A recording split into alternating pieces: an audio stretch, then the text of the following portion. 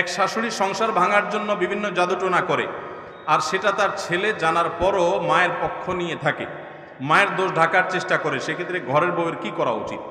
আমাদের সমাজে অনেক শাশুড়ি, এমনকি অনেক বৌমা, এমনকি অনেক ননদ, অনেক ভাবি, অনেক পুরুষ, অনেক মহিলা এই কাজ করে। নিজের ঘরের নিজের কাছের লোকজনকে বশে আনার জন্য বা বিভিন্ন উদ্দেশ্যে জাদুকরের কাছে যায়, জাদু করে, ব্ল্যাক ম্যাজিশিয়ানদের কাছে যায়, ব্ল্যাক ম্যাজিকের আশ্রয় নেয়। পরিষ্কারভাবে শুনে রাখেন, কোনো কবিরাজের কাছে যদি কোনো জাদু টোনার জন্য যান, সাথে সাথে আপনার আমল নামায় সবচেয়ে ভয়াবহ বড় কবিরা গুনাহের ভিতরে একটি লেখা হবে।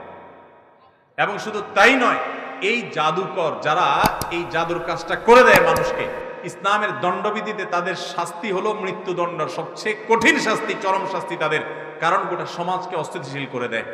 ভাইরা আমার, অনেকে আছেন আপোষের জন্য তাবিজ আনতে চান। পরিষ্কারভাবে বলে দেই, এগুলো হারাম। নিজের বৌমাকে আপোষ করবেন, ছেলেকে আপোষ করবেন, জামাইকে আপোষ করবেন, শাশুড়িকে আপোষ করবেন, ভাইকে আপোষ করবেন, অথবা যাতে করে বউ এর কথা স্বামী না শুনে, স্বামীর কথা বউয়ে না শুনে, শাশুড়ি যেন ছেলের কথা না শুনে, অথবা ছেলে যেন তার মায়ের কথা না শুনে। এরকম নানান উদ্দেশ্যে আমাদের ঘরে ঘরে আজকাল এই আপনার কবিরাজদের কাছে গিয়ে তাবিজ আনা, তারপরে এই জাদুকরদের আশ্রয় নেওয়ার প্রবণতা দেখা যায়। পরিষ্কার হারাম, মনে রাখবেন।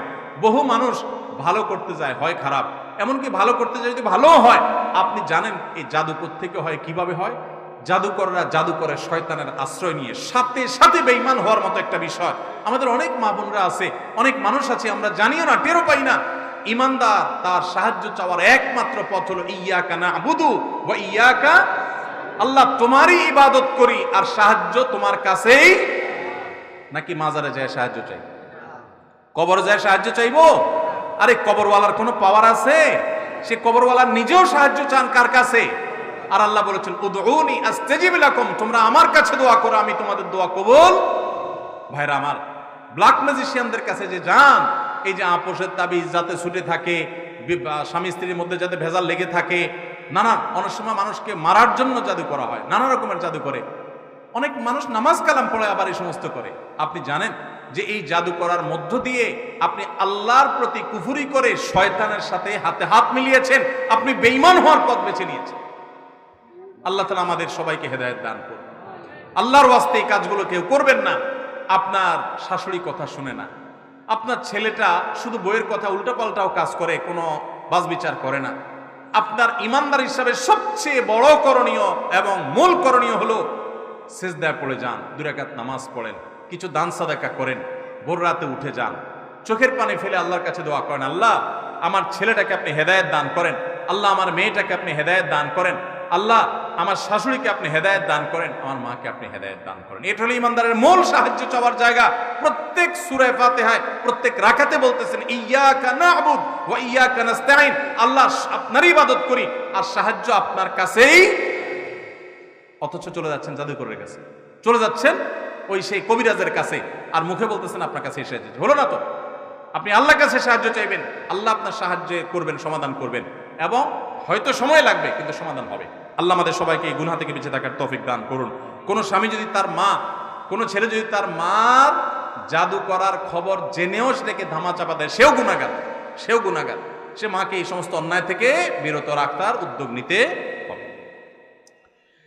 এরপর প্রশ্ন হলো, কোন ছেলে যদি অন্য মেয়ের সাথে লুকিয়ে কথা বলে বিয়ের পরে, তাহলে তার কি শাস্তি? বিয়ের পরে মানে ও বিবাহিত লোকে কাম করছে, ডেঞ্জারাস কথা। বিবাহিত মানুষ যদি বিবাহের পরে কাজ করে, বিবাহিত স্বামী স্ত্রী তারা তো লুকায়া প্রকাশে যেমনি খুশি এমনি কথা বলবে, এক্ষেত্রে কোনো বাধা ধরা নিষেধ নাই। আমাদের দেশে অনেক মূর্খতা এখনো গ্রামাঞ্চলে আছে। কোনো বিবাহিত ছেলে মেয়ে স্বামী স্ত্রী সম্পর্ক খুব ভালো, সারাদিন ইটিস পিটিস আলাপ সালাপ করে, মেসেজ দেয়, মহব্বত করে, একজনের ছেলে একজন খায় না, বসে থাকে। এগুলো হলে অনেক ময় মুরব্বী আছে, অনেক বুড়া বুড়ি আছে, তারা এগুলো সহ্য করতে পারে না, আছে না নাই? এবং অনেক কটু কথা শোনা যে কত ঢং তারা দেখায়। কারণ এই বুড়া বুড়ি বেচারি চিন্তা করে আমাদের জোয়ান বয়সে তো আমরা তো মেসেজ দিতে পারতাম না, মোবাইল ছিল না, হিংসা হয়, তো এটা মূর্খতা।